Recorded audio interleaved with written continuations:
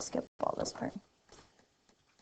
Tangent is the ratio of the length of the opposite side of an angle to its adjacent side. So when I say the tangent of an angle, I'm talking about a ratio. And we've said in math, ratios are fractions. So if I look at our triangle here, the tangent of angle A is going to be the ratio of its opposite leg over the adjacent leg. And you should have that labeled, and you should have it typed out there that the tangent of angle A equals the length of the opposite over the length of the adjacent. Below that, you have your shorter version. This is what I will refer to. Tangent equals opposite over adjacent. Okay? It's always tangent of an angle measure. And it has to be an acute angle. So you might write like the tangent of 42 degrees equals x over 7 or something like that. Okay? It's always an angle measure, whatever angle is there that goes in right behind the word tangent. You can do it for either of the acute angles. You won't ever write the tangent of 90 degrees because it has to be on an acute angle. Okay? You use tangent to find the missing length of a side of a right triangle, and you can also use it in reverse to find an angle measure. We're going to do both things today. So your first example, they just want you to find the tangent ratios. Ratios, fractions.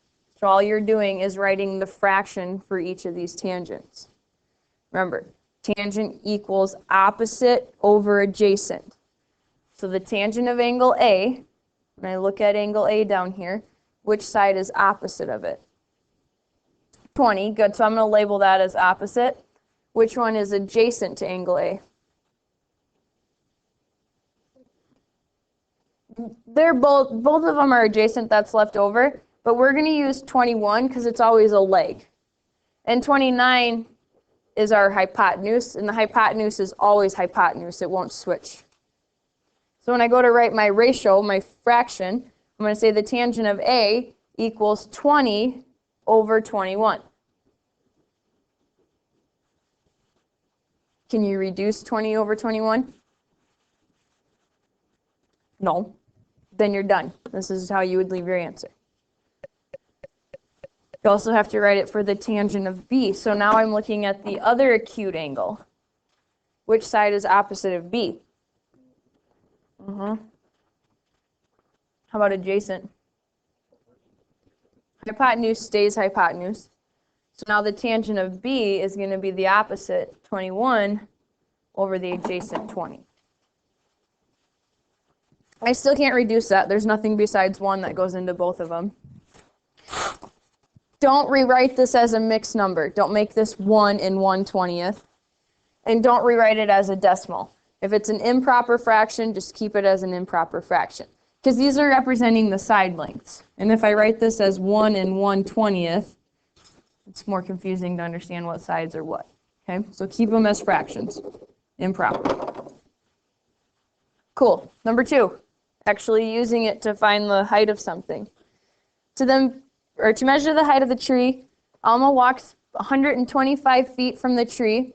It measures a 32-degree angle from the ground to the top of the tree. So she's using an angle measuring device, and she points it at the top of the tree, and it measures it at a 32-degree angle. And she knows that she's 125 feet from it. We're trying to figure out how tall the tree is, so I'll put an X there. Using that acute angle of 32, my tree height becomes opposite of that, and the distance she is away from it is my adjacent leg. So we can write a trig function that says the tangent of 32 degrees equals x over 125. And we're trying to solve that equation for x, because x is representing the height of the tree, which means I have to get the x on the right side by itself, so I have to get rid of the 125. How do I get rid of that 125? Multiply by 125, because it's doing the dividing, so to get rid of it, you do the inverse or the opposite of that. And now we have 125 times the tangent of 32 equals x. Approximately 78 feet then. You have to be careful with your parentheses, like always when you're using your calculator and how you're inputting them in there. We're going to skip number 3 for a second and just go to number 4. Go ahead and find the tangent ratios for number 4. Make sure when you're writing your ratios, you don't just write k equals, because if you say k equals, I don't know, 3/7, then to me you're telling me that the angle of measure k is 3/7 of a degree. Okay? If it wants the tangent ratio, then you need to write the tangent of k, because come tomorrow we're going to have sine and cosine, and if you just write 3/7 down, I'm not going to know what you're talking about, so you have to specify which one you're using. Tangent of j would be 7/3 then. How are these tangents related?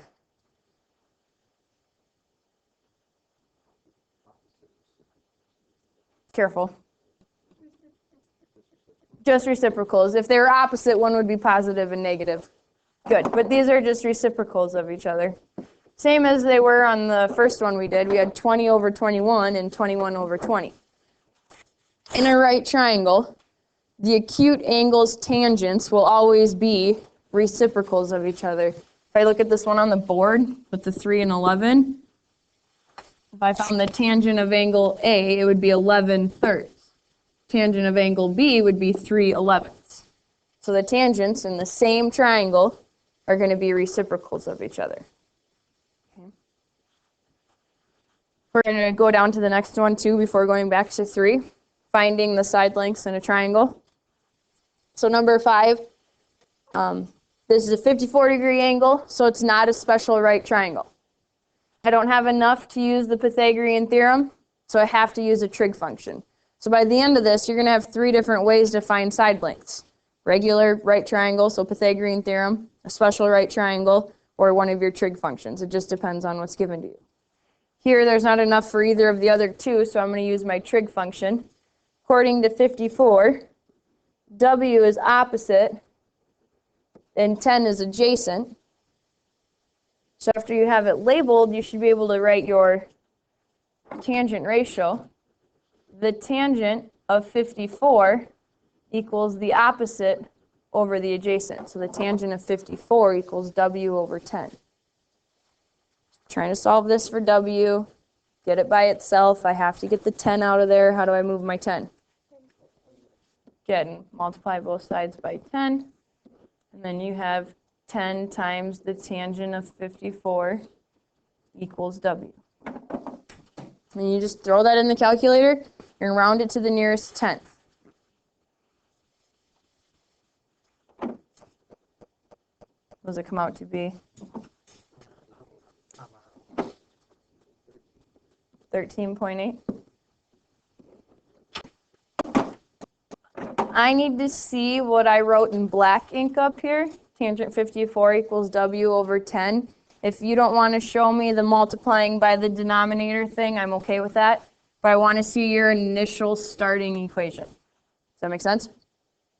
Okay, do the next 2 on your own. As I walk around, I see some of you have W equals 1/2.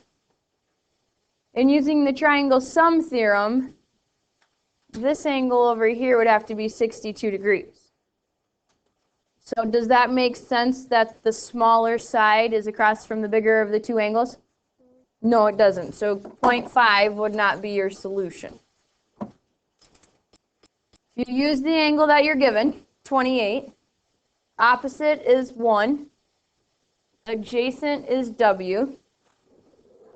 So you would write down the tangent of 28 equals 1 over W. Agree? Okay, I'm not going to multiply by 1 because that doesn't change anything. I have to get the W out of the denominator before I can get it by itself.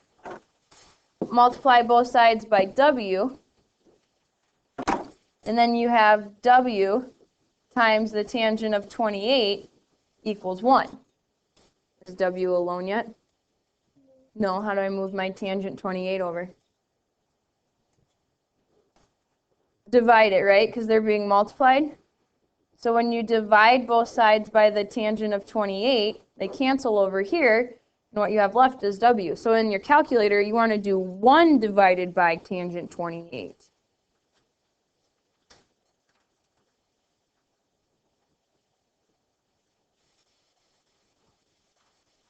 Hopefully you get something bigger than 1 now. 1.9? Okay. That's one way you can do it. Or, if you use your triangle sum theorem and find that the other acute angle is 62, use that one. W becomes opposite, 1 becomes adjacent, so then you would have the trig function, the tangent of 62 equals W over 1. What would you have to use your calculator for? What would you do with your calculator? What would you punch in to get your answer? Just tan 62. There's no need multiplying by 1. That's not going to change this. Use your calculator right now and punch in tangent 62. What was that for, Spence? Did you get the same thing? No, you get the same answer. Okay? So you can do it either way. If you don't like when the variable is on the denominator, which I think is not as fun either, then find the other acute angle. Then there's less steps down here to solve for W. Your last one, I think this one works out okay. W is opposite, 2.5 is adjacent. So the tangent of 57 equals W over 2.5. Multiply both sides by 2.5, and what do you get for your length? 3.9? You guys agree? 3.8? Okay.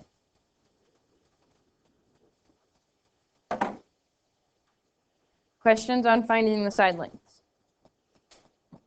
Okay, go back up to number 3.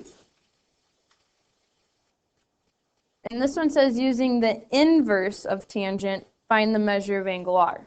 So I'm trying to figure out what this degree measure is going to be. I'm going to call it X. Opposite of X is 47. Adjacent to X is 41.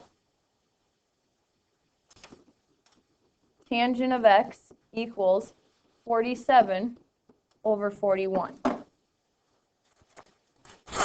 To get X by itself, you have to take the tangent inverse. When I wanted to get W by itself on this first one here, I had to multiply by 10. Because 10, when it's in the denominator, is doing the dividing. To get rid of it, you do the inverse function. You multiply. If I had 7 plus X equals 10, I'd subtract 7 over. That's the inverse of adding. The inverse of taking tangent is just called tangent inverse. And it looks like this. Tangent to the negative 1 of 47/41 equals X. So you need to find that tangent to the negative 1 button on your calculator. Most of you, it'll be like shift tangent or second tangent. And then you do 47 divided by 41. Ross, have you got your calculator figured out? Okay. That's one of those backwards one. You got to punch everything in backwards. What do you get to the nearest degree then when you plug that in? 49? You guys agree? Okay. So then the angle measure is about 49 degrees. When you're finding the angle, you use the inverse button. Yes, sir? You just have to arrow down a little bit further, Spencer, I think. Did you find them? If you have 3, go down and do number 6. Okay.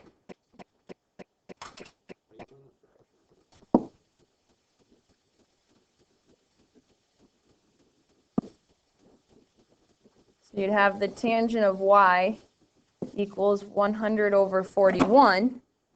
Since you're trying to find an angle measure, then the tangent inverse of 141st equals y. When you plug that in your calculator, what do you get for an angle measure?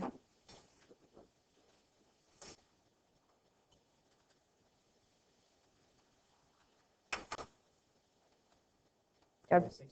68? You guys agree with him? Okay. When you're writing the inverse ones down, you can either write what I have written in blue or what I have written in black. But please don't do a combination where you write like tangent inverse of y equals 100 over 41. Okay?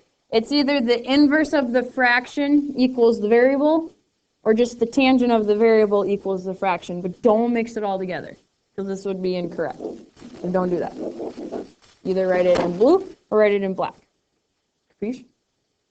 Okay, do the last two on your own. For the first one, tangent of 40 equals x over 62. Multiply both sides by 62, and what do you come up with for the nearest whole number? 52. Okay. Bottom one, if you use the value they give you, then you would have the tangent of 67 equals 90 over x.